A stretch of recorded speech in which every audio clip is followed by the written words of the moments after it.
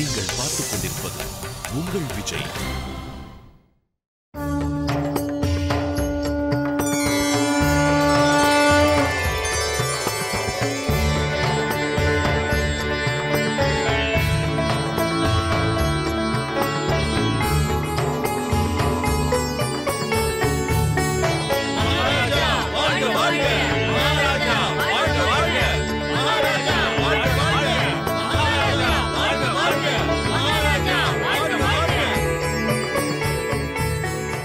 ஆதிசக்தியின் மறுபிறப்பானது அகிலத்தவருக்கு ஆனந்தத்தை ஏற்படுத்தி உள்ளது.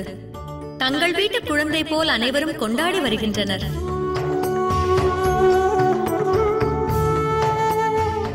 பார்த்தீர்களா? ஆதிசக்தி ஜனனம் எடுத்ததால் அகிலத்தில் சூழ்ந்த இருளானது விலகி பிரகாசம் பரவியது போல் தோன்றுகிறது.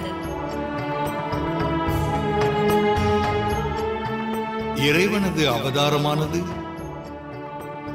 இப்புவியில் தோன்றும் போதெல்லாம் அதற்கு அர்த்தம் ஒன்றே ஒன்றுதான், பூவுலகின் நன்மை.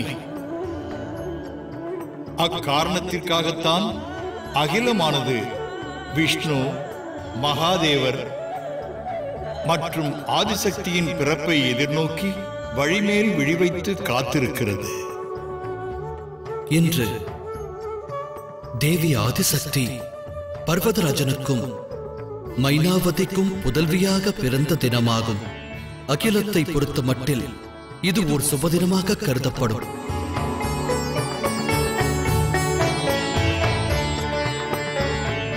இந்த அகிலம் ஆதிசக்தியின் பிறப்பினை ஓர் சிறப்பினை கொண்டு போற்றத் துவங்கும். எவ்வாறு தேவி சரஸ்வதியின் அருள் கடாட்சத்தால் அகிலத்தில் ஞானமானது விருத்தி அடைகிறதோ, எவ்வாறு தேவி லக்ஷ்மியின் கிருபையினால் செல்வம் பெருகுகிறதோ, அதுபோலவே ஆதிசக்தியின் அவதாரம் அகிலத்து வாசிகளுக்கு சுகத்தையும் அமைதியையும் வாரி வழங்கும்.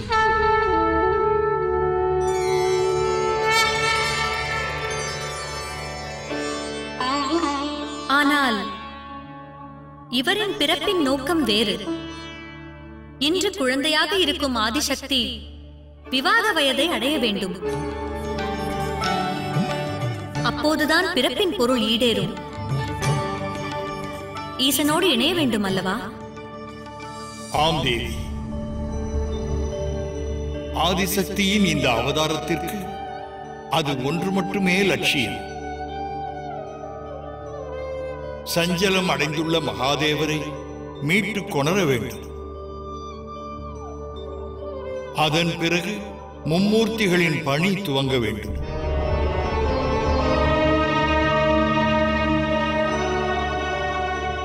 ஆனால் என்னுடைய அச்சம் வேறொன்றாகும். காலம் கனியும் போது மகாதேவர் ஆதிசக்தியின் ரூபத்தை ஸ்வீகரிப்பாரா? இல்லை, சஞ்சலம் கொண்டுள்ள மனதா காரிருள் எனும் சிறையை விட்டு வெளிவராமலேயே இருந்து விடுவாரா?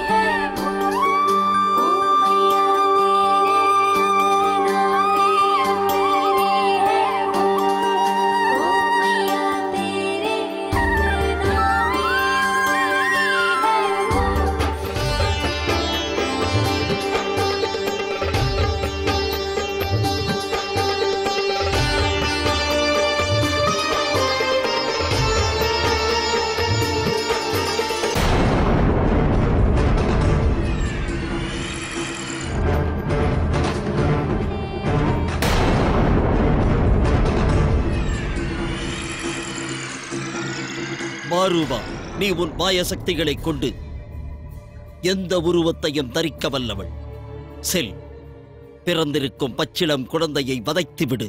ஒன்றை நினைவில் கொள், நடத்தும் பணியில் எக்காரணம் கொண்டும் சிறு தவறும் நேரக்கூடாது. அசுரர் கரசரே, ஒரு பச்சிளம் குழந்தையை வதைப்பதற்குத்தாம் என்னை நியமிக்கிறீர்களா?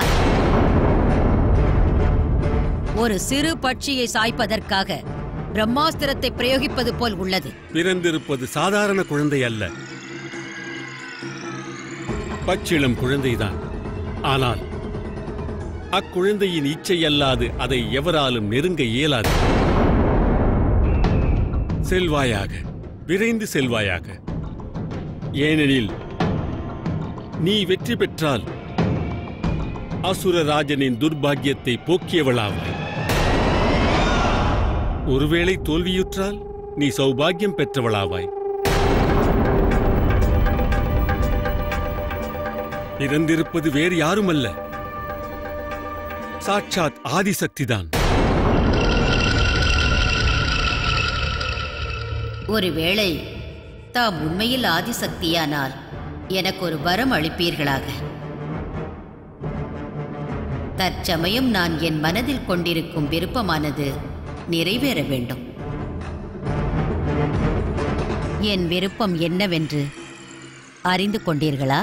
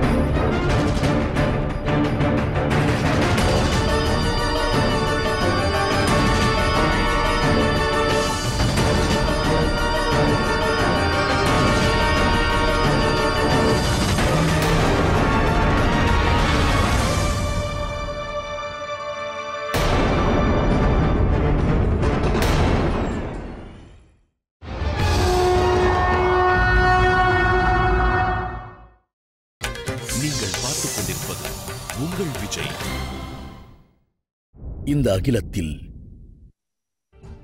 இக்குழந்தையிடம் உள்ள அழகும் தேஜஸும் வேறு எந்த குழந்தையிடமும் கண்டதில்லை. இவள் அழகை ரசித்துக் கொண்டிருந்தால் இரவு பகல் மாறுவதே தெரிவதில்லை. இன்று வரை நமக்கு பிறந்த புதல்விகளை எல்லாம் நமது புதல்விகள் என்று கூறினோம். ஆனால் இவள் அவ்வாறு அல்ல. நாம் இந்த அகிலத்தில் இவளது தாய் தந்தை என்று அமரத்துவம் பெறுவோம்.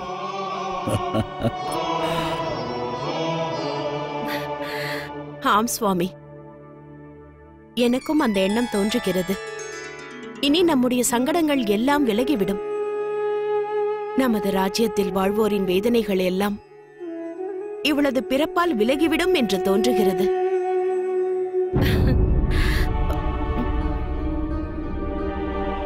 என்ன நேர்ந்தது சுவாமி? தம் கண்களில் கவலை தெரிகிறது. கவலையா? இல்லையே. நான் ஏன் கவலை கொள்ள வேண்டும்?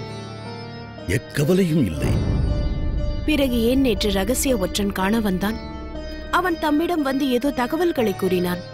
அந்த நேரத்திலிருந்து தமது முகத்தில் புதல்வி பிறந்த மகிழ்வு விலகி கவலையும் வேதனையின் ரேகைகளும் குடிக்கொண்டு விட்டது. கூறுங்கள் சுவாமி, தமது இன்பங்களில் எல்லாம் பங்கெடுக்கும் நான் தம்முடைய துன்பங்களிலும் பங்கெடுக்க வேண்டுமல்லவா? இல்லை மைனாவதி, அவ்வாறு ஒன்றுமில்லை. எப்போதும் நிகழ்வதுதான். நாகராஜன் ரகசிய ஒற்றர்கள் கூறியுள்ள தகவலின்படி நாகராஜன் நமது ராஜ்யத்தின் மீது போர் தொடுக்க முனைந்துள்ளான். எனது இந்த நிலைமையை அவன் சாதகமாக்க எண்ணுகிறான். தொடர்ந்து நடக்கும் இந்த சங்கடத்தினால் எனது பிரஜைகள் வேதனைகளை அனுபவிக்கின்றனர். என்று அதற்கு விமோச்சனமோ தெரியவில்லை. மைனாவதி, காலம் தாமதிக்காமல் நான் விரைவாக இமயம் சென்று அடைய வேண்டும். ஒருவேளை தாம் நாகராஜனோடு யுத்தம் செய்ய எண்ணியுள்ளீர்களா? தாம் இல்லாத நேரத்தில் இங்கு நமது புதல்விக்கு ஏதேனும் தீங்கு நேர்ந்தால் நான் என்ன செய்வேன்? துணிவோடிரு. நமது புதல்விக்கு எதுவும் நேராது. அமைதி கொள்வாயாக.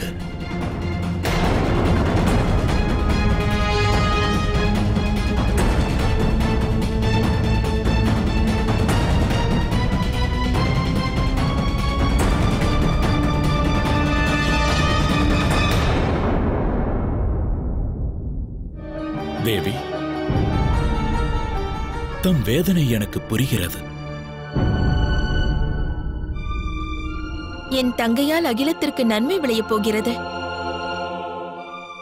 எண்ணினால் மனமானது மகிழ்ச்சி கொள்கிறது. ஆனால் ஒன்றை எண்ணித்தான் என் மனமானது கவலை கொள்கின்றது.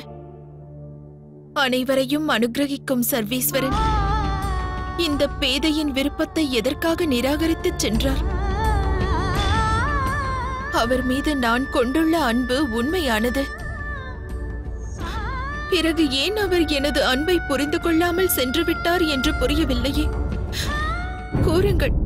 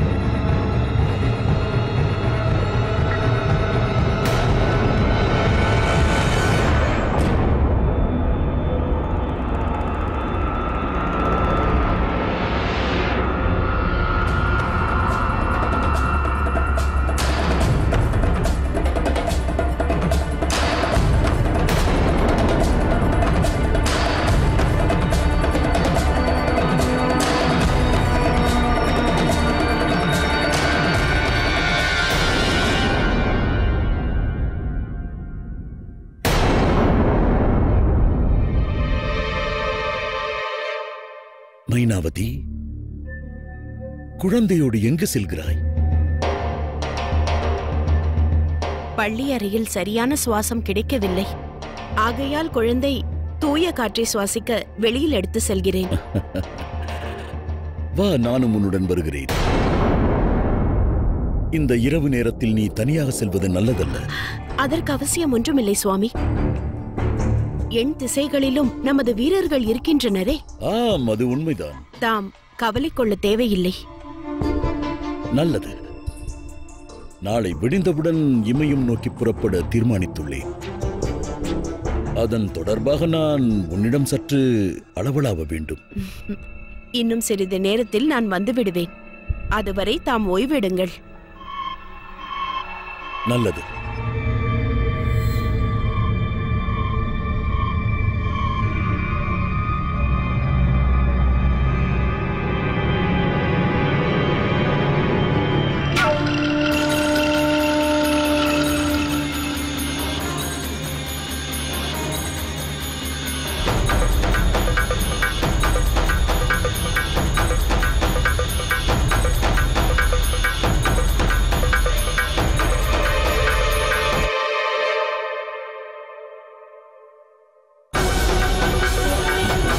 மைனாவதி,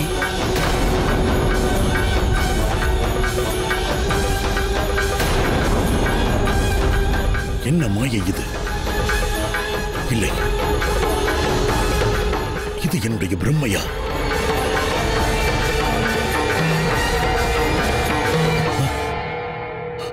அப்படி என்றால் மைனாவதி, மைனாவதி, நமது புதல்வி எங்கே? நமது புதல்வி எங்கே? எங்கே நமது புதல்வி? நம்முடைய புதல்வியை அவள் எடுத்துச் சென்றாள். யார் அவள்? வீரர்களே, உடனே இங்கே வாருங்கள். அவள் ஒரு பெண். மகாராணியின் ரூபம் தரித்து எனது குழந்தையை கவர்ந்து சென்றிருக்கிறாள். அவள் எங்கு சென்றிருந்தாலும் இங்கே இழுத்து வாருங்கள். உடனே செல்லுங்கள். யார் அந்த பெண்? தாம் ஏன் அவளை தடுக்கவில்லை? குழந்தையை எங்கு எடுத்து சென்றாள்?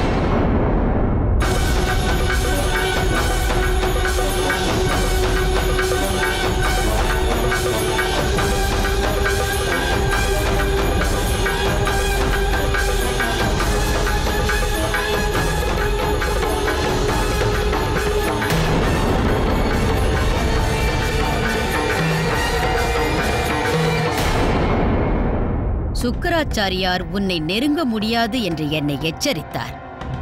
ஆனால் இப்போதோ நான் உன்னை இவ்விடம் கவர்ந்து வந்தேன். உன்னை வதைக்க இயலாது என்றும் அசுர குருவான சுக்கராச்சாரியார் உரைத்தார். ஆனால் நீ இந்த அக்கினி ஜுவாலையில் விழுந்தால் பிழைப்பதென்பது நடவாத ஒன்று. இறந்த உன்னுடைய சடலம் கூட எவருக்கும் கிடைக்கப் போவதில்லை.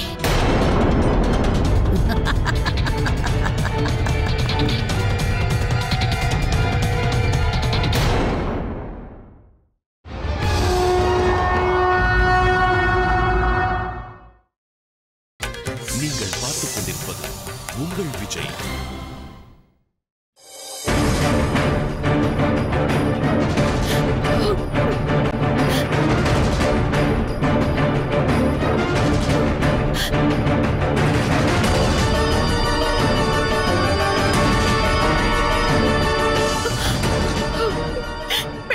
பிறந்த அவளுக்கு இரக்க குணம் என்பதே இருக்காதா என்ன?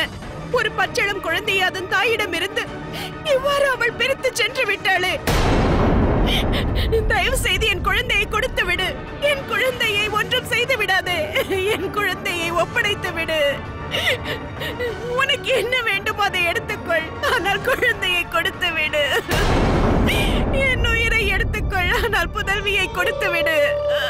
நாராயணா, எங்களது சங்கடத்தை போக்குங்கள். என் புதல்வியை காத்தருளுங்கள். என் குழந்தை எனக்கு வேண்டும். சுவாமி, குழந்தையை காப்பாற்றுங்கள் என்று மைனாவதி கூறும் வார்த்தை தம் செவிகளில் விழவில்லையா? இல்லை. ஏன்? அவர்கள் ஆதிசக்தியின் அம்சம். அவர்களுக்கு எவர் சகாயமும் தேவையில்லை. தேவி, இவை அனைத்தும் லீலைகள். அப்சரஸ் பரூபாவிற்கு இந்திரன் வாயிலாக கிட்டிய சாபமானது விலகும் சமயமானது நெருங்கியது. அப்பெண் ஒரு அப்சரசா? ஆம், தேவ சபையின் அப்சரஸ் அவள். அவளுக்கு இந்திரன் சாபம் அளித்து அரக்கியாக மாற்றினார். அவளுக்கு சாப விமோச்சனம் கிடைக்க வேண்டுமெனில் அது ஆதிசக்தியால் தான் இயலும்.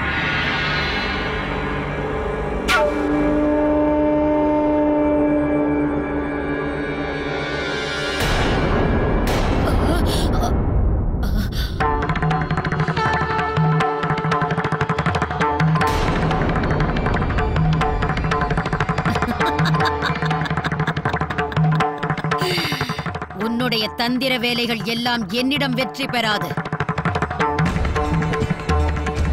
கொழுந்து விட்டு எரியும் நெருப்பில் நீ இன்று சாம்பலாவாய்.